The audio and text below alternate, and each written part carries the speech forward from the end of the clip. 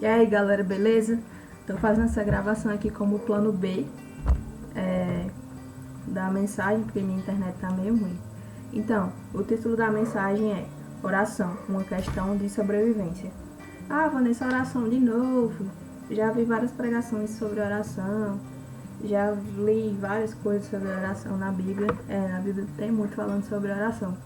E a gente escuta muito mesmo pregações sobre oração. Mas o pior é que a nossa geração tem negligenciado muito essa disciplina espiritual, que é a oração. Então, o objetivo dessa mensagem hoje é bater na tecla da oração mais uma vez, para a gente deixar de ser sem vergonha e melhorar nossa vida de oração, porque a oração é que faz com que a gente se aproxime mais de Deus, que a gente se achegue mais a Deus. Então, qual é o alvo da vida cristã? É a piedade mediante a obediência a Cristo. A obediência, ela abre riquezas da vida cristã. Ah, Vanessa, que riquezas são essas? Eu vou ganhar um carro? Vou ganhar uma casa? Vou ficar rico? Não são riquezas materiais, são as riquezas da vida cristã, são as graças que a gente recebe. A paz que Jesus nos dá, que excede todo entendimento, paciência, benevolência, os dons espirituais e as maravilhas que a gente consegue com a vida cristã. Ah, Vanessa, onde é que entra a oração? A oração, ela motiva e nutre a obediência, colocando o coração na mentalidade adequada para desejar a obediência, porque o nosso coração, ele vai no caminho contrário da obediência. Ele tem a tendência do velho homem. Jesus manda fazer uma coisa, ele quer ir para o outro lado, quer se afastar. E para endireitar esse caminho, a gente só consegue através da oração. A oração muda quem ora. É a principal mudança que a oração realiza. Ela nos nutre e nos motiva a querer obedecer a Deus, a querer fazer a vontade de Deus, a querer ser mais parecido com Jesus. Sem oração, a gente vai se afastando cada vez mais dessa direção. A gente vai deixando de lado, não vai querendo fazer as coisas que Deus gostaria que a gente fizesse, vai querendo fazer uma coisinha errada aqui, uma coisinha errada lá, e vai se afastando, até que a gente não presta mais e deixa de ser cristão. Então, a oração é para o cristão o que a respiração é para a vida. Para a gente viver, a gente tem que respirar, né? Eu não sou da área de humanas, mas da área da saúde, mas a gente sabe que os órgãos precisam da oxigenação, da respiração para funcionar, e sem oxigenação não funciona. É igual o crente. Se o crente não orar, ele se desmantela, deixa de funcionar. Como é que o crente funciona? Seguindo a Jesus, fazendo a vontade de Jesus, obedecendo ao que nos é ensinado na palavra de Deus. Se a gente não ora, a gente se afasta dessa direção que a Bíblia dá pra gente. E a gente vai se afastando até se desmantelar. E com a oração, a gente ora e vai seguindo o caminho e vai se aproximando cada vez mais de Jesus. Então, o cristão precisa da oração para funcionar, assim como o corpo precisa da respiração para funcionar. O cristão funciona com oração, o corpo funciona com respiração. Então, alguém pode orar e não ser um cristão, mas alguém não pode ser um cristão e não orar. Se o cabo for um cristão e não orar, como é que ele vai obedecer a vontade de Deus? Como é que ele vai obedecer o que está na Bíblia? Cristão, seguidor de Cristo. Se o cabo não ora, ele não vai querer obedecer, ele vai querer fazer o errado, vai querer fazer o que não presta e não está nem aí. Então não tem como o cristão uma pessoa ser cristão e não orar. A oração é a conversa que a gente tem com Deus, é o nosso relacionamento com Deus. Se você não tem relacionamento com Deus, se você não quer saber de Jesus, você não é cristão, você não é seguidor de Cristo, tá ligado? Então, o que acontece se não orarmos? Vamos lá para Lucas, capítulo 22, de 39 a 62, é a história, mas eu não vou ler até o 62 não. Então, e saindo, Jesus foi, como costumava, para o Monte das Oliveiras. e também os seus discípulos o seguiram. E quando chegou àquele lugar, disse-lhes: Orai, para que não entreis em tentação. Se liga, orai para que não entreis em tentação. Depois, preste atenção no que acontece depois. E apartou-se deles cerca de 1 tiro de pedra, e pondo-se de joelhos, orava. Jesus está orando. Jesus que é Jesus, está orando. Vale nós. Nós precisamos orar mesmo, viu, velho? Dizendo: Pai, se queres, passa de mim este cálice. Todavia, não se faça a minha vontade, mas a tua. E apareceu-lhe um anjo do céu que o fortalecia. Rapaz, se a oração fortalecia Jesus, que é Deus, avalie nós. Se Jesus orava, se Jesus precisava orar, avalie nós, réis mortais. A gente tem que orar, velho. Se liga. A gente tem que orar. É fácil falar, mas é meio difícil fazer. A oração não é uma coisa muito natural pra gente. É uma coisa que tem que ter realmente disciplina. Para preparar essa mensagem, o mais difícil não foi estudar, ler a Bíblia, procurar os versículos. O mais difícil foi orar todos os dias para estar aqui falando para vocês. Até mesmo porque oração é uma das coisas que eu tenho mais dificuldade, que eu sou uma cachorra, não oro como deveria, mas eu estou tentando melhorar e eu quero que vocês abram os olhos para essa disciplina espiritual também, para essa ferramenta que Deus nos deu. Por isso que eu estou falando com tanta ênfase, porque eu quero que vocês se toquem e ao mesmo tempo quero tocar a mim mesmo também, cada vez mais, para que eu busque orar mais. Então, voltando. E posto em agonia, orava mais intensamente. Eu estava lendo um livro que o cara cita Lutero. Ele diz: Lutero ele orava 1 hora por dia. E nos dias que ele estava mais ocupado, que ele estava mais aperreado, ele orava 2 horas. Não é que nem nós não. Mas tá aperreado, ore, tá mais aperreado ainda, ore mais ainda. Se Jesus estava em agonia, orou mais intensamente, é o que a gente tem que fazer também. Se agoniou, se aperreou, ore mais. Voltando. E o seu suor tornou-se como grandes gotas de sangue, que corriam até o chão. E levantando-se da oração, veio para os seus discípulos e achou-os dormindo de tristeza. Olha aí, Jesus estava orando e os discípulos fizeram o quê? Ficaram dormindo, não oraram. Os discípulos ficaram dormindo, Jesus estava orando e eles não oraram. Agora vamos ver o que é que aconteceu com os cabas que não oraram, os discípulos não oraram. E disse-lhes: Por que estáis dormindo? Jesus está dizendo: Levantai-vos e orai, para que não entreis em tentação. Aba dos olhos, seus cabos, levantai-vos e orai, para que não entreis em tentações. Eu estou falando com vocês mesmo agora, e comigo também, porque eu sou de vergonha. Mais uma vez, preste atenção nessa frase: levantai-vos e orais, para que não entreis em tentação. É o que a gente precisa, negada. Tá difícil deixar aquele pecadinho de estimação? Ore, velho. Bota o joelhinho no chão e ore. É o que a gente precisa. Aba dos olhos. Aí, vou resumir aqui do 47 ao 62. O que foi que aconteceu depois? Os discípulos não tinham orado. Pedro não orou. O que aconteceu depois? Pedro cortou a orelha do soldado do exército romano. Aí Jesus foi lá e remendou a orelha do cabo. E depois ele negou a Jesus 3 vezes e se arrependeu amargamente. Pedro não orou. O que aconteceu? Deu merda. Rapaz, por isso que Jesus fala: ore para não cair em tentação. Pedro não orou, ele caiu em tentação. Ele cortou a orelha do cara, cortou a orelha de uma pessoa e depois ele negou Jesus. Não 1, não 2, mas 3 vezes. Se ele tivesse orado, talvez não tivesse acontecido isso. Agora chegou uma pergunta que pega, viu? Se Deus é soberano sobre as ações e intenções dos homens, por que devemos orar?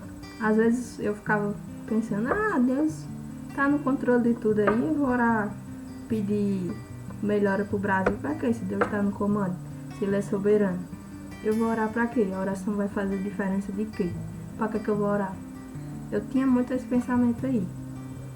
Então vamos lá ver alguns motivos de por que a gente deve orar, mesmo sabendo da soberania de Deus. Primeiro, a oração é uma conversa com Deus. Deus já sabe o que está acontecendo na minha vida, os meus pensamentos, mas eu tenho o privilégio de contar para Ele. Por exemplo, tu passou num concurso. Tá todo animadão lá, doido para contar para tua mãe que tu passou no concurso. Tu prefere tu mesmo contar para ela, tu ligar para ela e falar ou falar pessoalmente? Ou prefere que ela tenha... Só olhe lá no papel, aí viu que tu passou, beleza, já sabe. Aí tu não vai contar pra ela. É muito mais legal você contar pra ela, todo animado, e ela vai achar muito melhor que você conte pra ela do que ela só viu lá no papel. Ela sabe, ela viu, ela sabe. Mas ela não recebeu o entusiasmo que você teria contando pra ela, entendeu? É muito mais legal você contar pra sua mãe que você passa no concurso do que ela saber e você não contar. Ela não vai saber como você tá, ela não vai ver a sua alegria, ela não vai ter uma relação com você, ela não vai poder te dar um abraço. Se você não contar as coisas pra Deus, como é que ele vai poder te dar um abraço, te parabenizar? Como é que vai ser tua relação com Deus se tu não contar pra ele? Então, nós oramos para conhecer a Deus e para sermos conhecidos por Ele. É como cultivar uma amizade ou qualquer outro relacionamento. A base de um relacionamento é a comunicação. Se tu não fala com Deus, como é que filho é esse que não fala com o pai? Pois é, se ligue.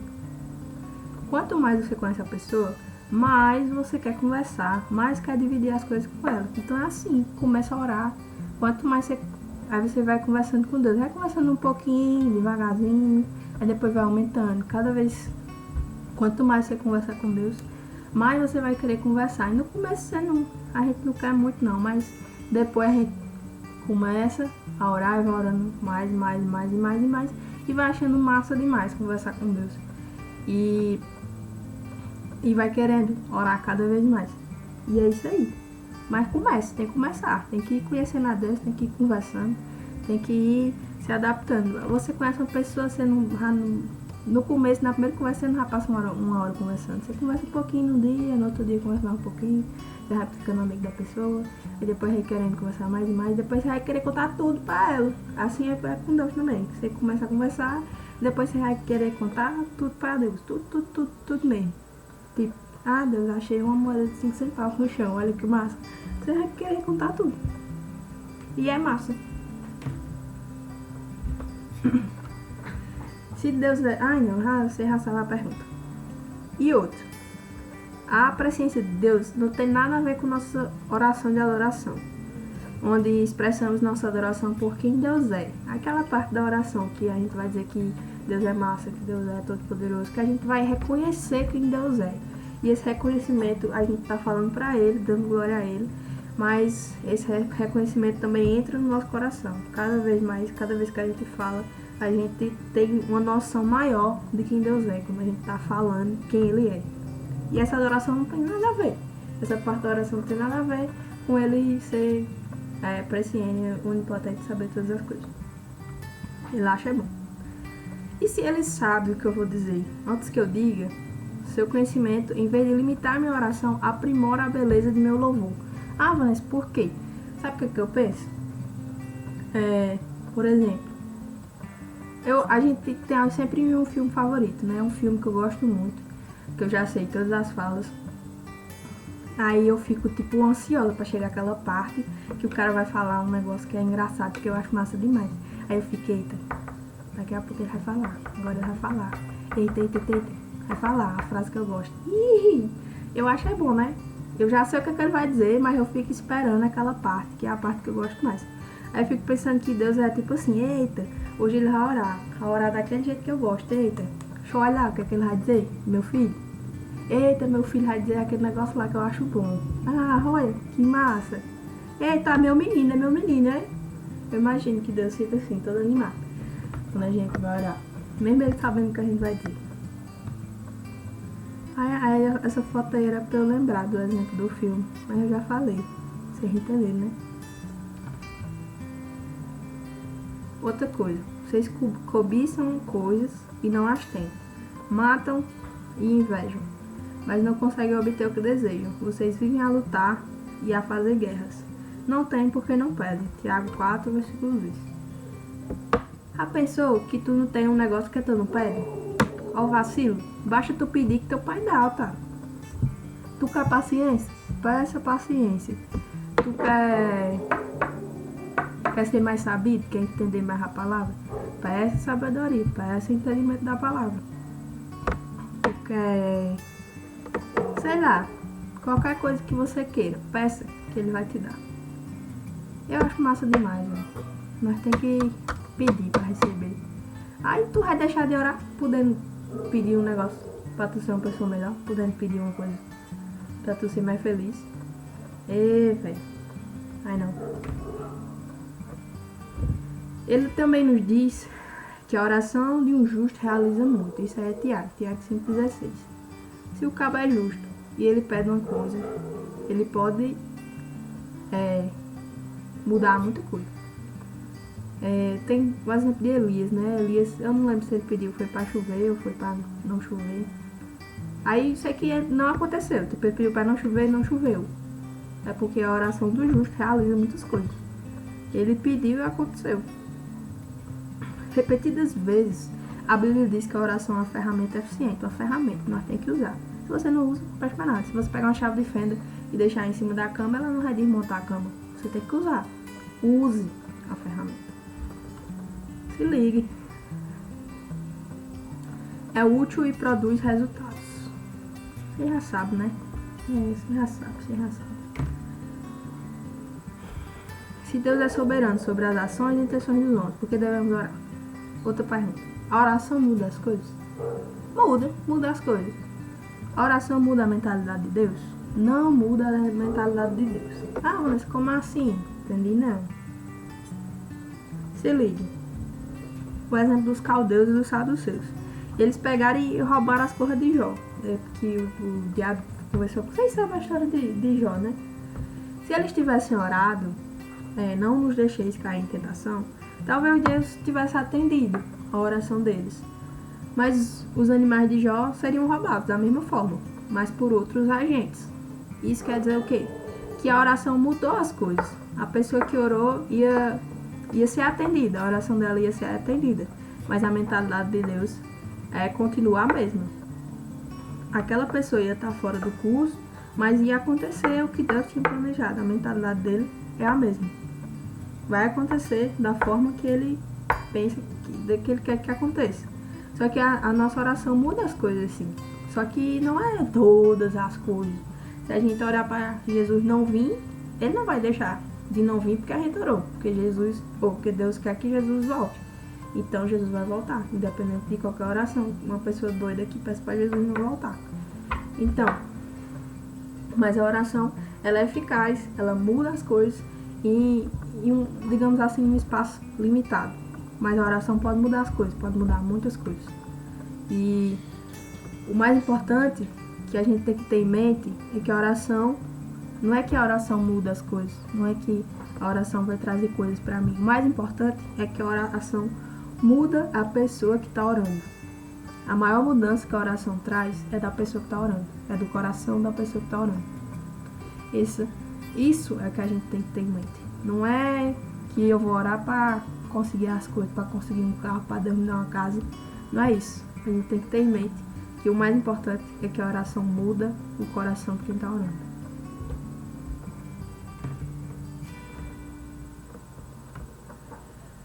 E outra. Nenhum ser humano teve mais entendimento da soberania de Deus do que Jesus. E nenhum homem orou mais fervorosamente ou mais eficazmente. Rapaz, se Jesus, que é Deus, que é Filho de Deus, que é Deus, orou fervorosamente, orava de dia e de noite, orava toda hora, que ele, Jesus, orou. Se ligue, avalie nós, tem que orar. E orar mais ainda, porque o tanto que a gente tá orando é pouco. Tem que orar o máximo que puder. Orar e sem cessar. Orar continuamente. Não é para orar 24 horas por dia não, porque a gente não consegue, né? Mas tem que orar com continuidade, com persistência todos os dias. tem que estar com o coração voltado para o Senhor. Que a nossa vida seja uma oração. Que tudo que a gente faça seja para agradar a Deus. Que todo pensamento nosso seja em direção a Deus, para glorificar a Deus. Que ao acordar, você dê um bom dia para Deus. Que você dê o primeiro passo seja para dar uma glória a Deus. Que você tome um banho para a glória de Deus.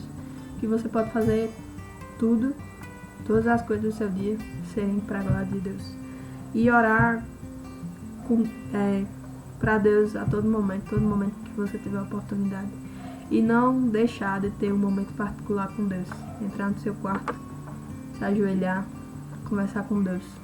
Com calma, sem agonia. Eu tinha mania de ficar olhando a hora. Olhar a hora, aí orar. Aí só orei 5 minutos. Orar mais 5 minutos. Só que aí eu ficava tentando estender, aí a oração não prestava. E é porque eu, sei lá, eu sou agoniada. Mas se entregue a Deus, entregue seu coração a Deus. Se volte pra Ele.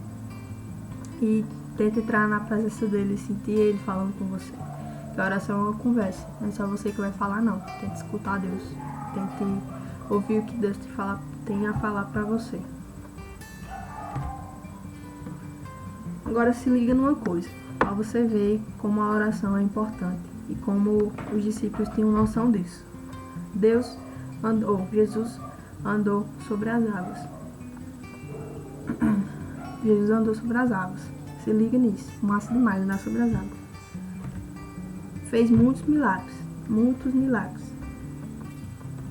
E o que é que os discípulos perguntaram a Deus? Eles não perguntaram, Jesus, como é que anda sobre as águas? Tem que correr bem ligeiro, tem até o sapato especial para andar sobre as águas. Eles não perguntaram como andar sobre as águas, como fazer os milagres. Eles pediram a Deus para ensinar a orar. Eles pediram, Senhor, ensina-nos a orar. Está lá em Lucas 11, versículo 1. E aconteceu que, estando ele a orar num certo lugar, quando acabou, lhe disse um dos seus discípulos, Senhor, ensina-nos a orar, como também João ensinou aos seus discípulos. Eles pediram, ensina-nos a orar. Eles podiam ter perguntado, Jesus, como é que anda na água? E rapaz, se fosse eu do jeito que eu sou, eu tinha perguntado a Jesus, Jesus, como é que faz pra andar na água? É massa demais, viu, velho? Mas não, eles pediram para ensinar a orar, porque eles sabiam que o poder de todas essas coisas vem da oração. E nada mais do que isso, vem da oração. A oração é o nosso combustível. A oração é o que faz com que a gente funcione. Meu irmão, se ligue. A gente tem que orar. Nessa quarentena, a gente sempre tem a desculpa, não tenho tempo, mas a gente tem tempo. A gente tem que ter prioridade. A oração é prioridade. E eu tô falando tudo isso para que a oração se torne mais uma vez prioridade na sua vida. Nessa quarentena que você tá em casa, você tire seu momento para orar, para falar com Deus, para estar na presença dele. É isso que eu te digo nesse momento. E que eu vou tentar fazer também, porque eu não tenho... quem sou eu para falar isso? Porque eu não tenho uma vida de oração como deveria ter. E a caminhada cristã estagna muitas vezes, porque a gente não ora como deveria. A gente não ora. E como é que você vai se aproximar de Deus se você não ora, se você não conversa com Ele? É muito óbvio, é muito claro, o evangelho é simples. E a gente é cachorro e não faz. Eu sou um cachorro e não faço. Mas eu espero que com essa mensagem vocês possam abrir os olhos e ver a importância da oração. E que Jesus possa tocar no coração de vocês e despertar o desejo de orar. Assim como eu espero que Ele desperte em mim. E eu peço que orem por mim também, para que eu possa orar. Porque a gente é tão fraco, tão imprestável, que a gente tem que orar para orar. Eu oro para orar. Eu oro, peço a Deus, para Deus me ajudar a orar. Porque até orar eu não consigo, sozinha. Eu peço a Deus para que me ajude, para que eu consiga orar. Essa foto aí eu acho massa. É uma coisa que eu queria fazer. Eu queria ter uma família e todo mundo tivesse aceitado Jesus. E eu queria poder orar antes do almoço, antes da janta, orar com a minha família. Se você pode, faça. Se você tem a oportunidade de estar num lar cristão, que a sua família é cristã, e que você pode orar com sua família, ore. Que é uma coisa que eu queria muito fazer e eu não posso.